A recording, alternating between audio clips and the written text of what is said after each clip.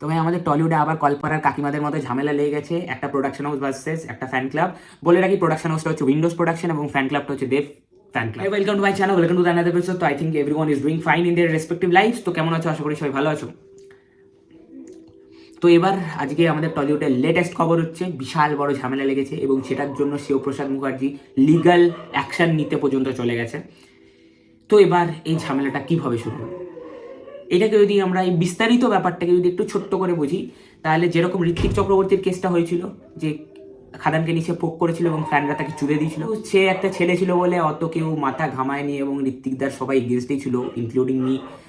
এবার একটা মহিলা এই কাজটা করেন এবং তিনি ওরকম ডিরেক্টলি অন দ্য ফেস কিছু বলেন না, তবে বহুরূপীকে নিয়ে পোস্ট করেন এবং বলে যে কেউ আমাদেরকে আটকাতে পারবে না, কোনো সাইক্লোন যেই যত চলে আসুক পুষ্পা পর্যন্ত আটকাতে পারেনি, এরা আমাদের কিচ্ছু করতে পারবে না, এরকম ধরনের একটা পোস্ট করেন। আমি জাস্ট জিস্টে বললাম, উনি অনেকটা বড় করে এলাবোরেট করে ইংলিশে লিখেছেন। বহুরূপী দেখো সিনেমাটা যা চলবার ছিল, সিনেমাটা যা বক্স অফিস কালেকশন করবার ছিল করে গেছে।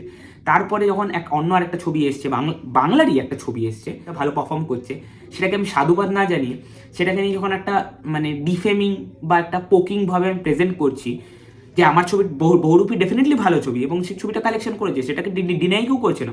বা যখন একটা ছবি কালেকশন করছে আমি সেটাকে মানে ওই রানা সরকারের মতো আমি করছি জিনিসটা। তো সেই কারণে ফ্যান ক্লাবরা একটু খেপে গেছে এবং খেপে গিয়ে তাকেও আজে বাজে কথা বলেছে, যেটাকে আমি সাপোর্ট করি না। যে ফ্যান্সরা এটা করেছে, আমি জানি তারা পুরোটাই তাদের সুপারস্টারের আবেগের বসে তাদের একটা ভালোবাসার ক্ষেত্রে করেছে, বাট কাউকে হার্ট করাটা উচিত না।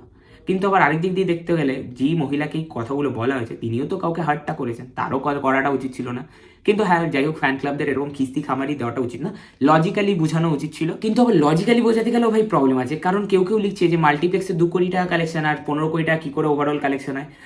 তারা হয়তো বাবা মা তাদেরকে হয়তো সিম্পল ম্যাথমেটিক্সটা শেখায়নি, কারণ সিম্পল ম্যাথ তো এটাই বলে যদি 8.5 লাখ অডিয়েন্স উইটনেস করে থাকে খাদান 2 সপ্তাহের ভেতরে, তাহলে 220 টাকা 230 টাকা অ্যাভারেজ যে টিকিট মার্কেট প্রাইস, সেটাকে মাল্টিপ্লিকেশন করলেই গ্রসটা বেরিয়ে যায় এবং তার থেকে 21%কে কেটে দিলে নেট কালেকশন বেরিয়ে যায়। এটা সিম্পল ম্যাথমেটিক্স, এটাই অনেকে বোঝে না। অ্যাকচুয়ালি আমাদের ইন্ডাস্ট্রিতে তো মানে common sense is not so common না, তো সেটাই টলিউড ইজ এ গার্বেজ। এটা কেন বলছি, কারণ আজকে দেবের একটা ছবি সাকসেসফুল হচ্ছে বললে অন্য 5টা লোক যারা ফ্যামিলি ড্রামা বানাক, যারা অ্যাকশন ছবি বানাক, কেউ যাই বানাক, তারা সেটাকে নিয়ে খিল্লি করছে এবং সেটাকে যেমন রানা সরকার ওপেনলি বলছে যে খাদান এত টাকা বক্স অফিস করেনি, যদি করে থাকে আমি খুব খুশি। মানে এটা কি ধরনের একটা পোস্ট? যেমন রাজদা করলো বা আমাদের ঋত্বিকদা করলো যে জিনিসপত্রগুলো, তো এগুলো তো একটা মানে ইন্ডাস্ট্রিতে কীভাবে মানুষ তাকাবে? যে নিজেদের মধ্যে কোনো ইউনিটি নেই, এর দিকে কী তাকিয়ে লাভ আছে? নিজেদের মধ্যে এরা খাওয়া খাই করে। পুষ্পা একটা তেলেগু ছবি যেটা প্যান ইন্ডিয়া লেভেলে আসে, সেটা এখন এরকম ম্যামথ সাকসেস করে, আমির খান প্রোডাকশন হাউস থেকে কংগ্রাচুলেশন যায়, টুইটারে পোস্ট করে কংগ্রাচুলেট করছি, ওয়াইআরএফ থেকে কংগ্রাচুলেশন যাচ্ছে, আমাদের এখান থেকে জিদ্দা পুষ্পাকে সাপোর্ট করেছে, কংগ্রাচুলেট করেছে আল্লু অর্জুনকে, সালমান খান করেছে, শাহরুখ খান করেছে। স্ত্রীর সময় যখন স্ত্রী তো একটা মানে খুবই আন্ডারডগ ছবি ছিল, যে ছবিটা হয়তো একটা কাল স্ট্যাটাস পেয়ে পরে ইস্যু হয়েছে, রেড চিলিস থেকে সেটাকে পোস্ট করে জানানো যে স্ত্রী এই বক্স অফিস রেকর্ডটা ভাঙলো জওয়ানের, এটাতে আমরা খুব খুশি, রেকর্ড করাই হয় ভাঙবার জন্য। তো এটা যদি আমার ইন্ডাস্ট্রি থেকে পরের ছবিটা যদি আমাদের একটা রেকর্ড ভাঙে বা একটা নতুন একটা রেকর্ড তৈরি করে, তা তো সেটা ইন্ডাস্ট্রির জন্য ইটসেলফ ভালো। আজকে তেলেগু কিন্তু স্যারাটের ব্যাপারে জানে মারাঠিতে ছবি হয়েছে, আজকে তেলেগু কিন্তু সিংহামের ব্যাপারে জানে পাঞ্জাবিতে ছবি হয়েছে, আজকে তেলেগু বেঙ্গলি ফিল্মসের ব্যাপারেও জানে, তামিল ও বেঙ্গলি ফিল্মসের ব্যাপারে জানে। এই কারণে যখন গালাটা প্লাসে শ্রীদ মুখার্জিকে ডাকা হয়েছিল এবছর ডিরেক্টরস রাউন্ড টেবিলে, তো এই জিনিসপত্রগুলো যদি একটা ছবি, তাহলে যখন আজকে 2024-এর দিকে কেউ দেখবে, তারা দেখতে পাবে টেক্কা সুপারহিট হয়েছে, বহুরূপী অল টাইম ব্লকবাস্টার হয়েছে, খাদান অল টাইম ব্লকবাস্টার হয়েছে। একটা ইন্ডাস্ট্রিতে, এত ছোট একটা ইন্ডাস্ট্রি থেকে 3টে ছবি এরকম ধরনের কালেকশন দিয়েছে এবং আরও মিড লেভেল ছবি হিট হিট হিট হিট হয়েছে। তো পুরো ইন্ডিয়ার কাছে এই পিকচারটা থাকবে যে এই ইন্ডাস্ট্রি থেকে এই ছবিগুলো বেরিয়েছে। তো তারা এবার খুঁজবে যে এই ছবিটা কে বানিয়েছিল, ওই ছবির ওই অ্যাক্টারটা কে ছিল, আমরা এদেরকে নিয়ে আসি, এই ছবির ডিরেক্টরকে নিয়ে আসি, এ ভালো ছবি বানিয়েছে।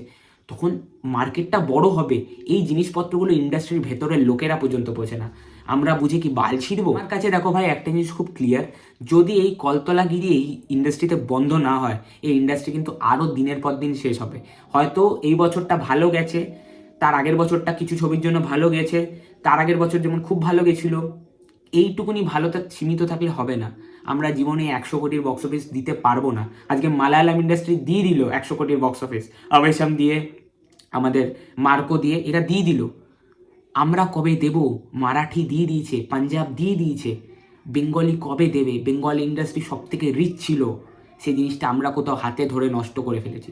এই জিনিসটা বোঝা উচিত ইন্ডাস্ট্রি। অ্যান্ড দেবদার উদ্দেশ্যে একটা কথা, আমি জানি তোমার এসব নেগেটিভিটি কিছু এফেক্ট করে না, কারণ তোমাকে যেরকমভাবে তুমি নেগেটিভিটি ফেস করেছো, আজকে এরা এই ছোট্ট একটু নেগেটিভিটি হয়েছে একটা ফেসবুকের মাধ্যমে, সেইতে তারা লিগ্যাল নোটিসে চলে গেছে। আর তোমার ক্ষেত্রে কী কী হয়েছে আমার তো সব চোখে চোখে দেখা এগুলো। তো তুমি তোমার ফ্যান্সদের অ্যাড্রেসে একটা কিছু করে দাও এবং তাদেরকে একটু শান্ত হতে বলো এবং এই নেগেটিভিটিটা করতে মানা করো। এটাও আমি ফ্যান্সদেরকে বলবো। Being a Dev fan and telling to every ones, যে কাউকে হেট করো না, যেটা আমাদের দেবদা বলে যে no hate to anyone, just love. So take care, God bless you, love you all.